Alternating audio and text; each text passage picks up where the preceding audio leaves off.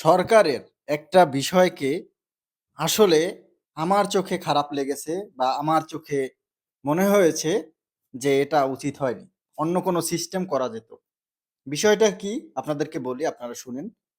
তার আগে ভিডিওটা একবার একটু শেয়ার করবেন। বিষয়টা হচ্ছে এই যে তেল সংকটে বা জ্বালানি সংকটে এই যে স্কুল কলেজে একটা পরিবর্তন নিয়ে আসা হলো ক্লাসে। ৩ দিন অনলাইন, ৩ দিন সশরীরে ক্লাস। এইটা কি আসলে সমর্থনযোগ্য? আপনি কি সমর্থন করেন? সেটা জানাবেন। কিন্তু আমার ব্যক্তিগত মতামত হচ্ছে এটা আমি আসলে সমর্থন করতে পারলাম না। কারণ তেল সংকটে আরো অনেক ব্যবস্থা নেয়া যেত।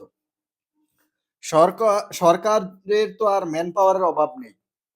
সরকার চাইলে দেশে প্রতিটি তেল পাম্পে একজন করে ম্যাজিস্ট্রেটও সেট করতে পারেন।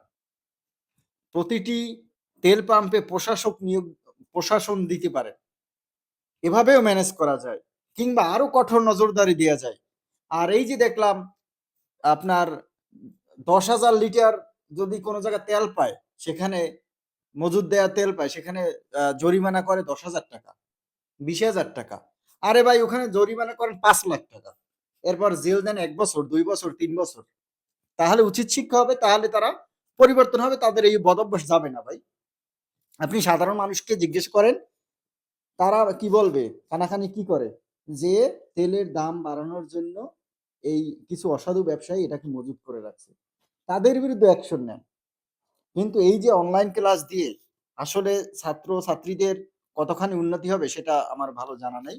শিক্ষামন্ত্রীর এই যে সিদ্ধান্ত, এই সিদ্ধান্ত কি আপনি সমর্থন করেন?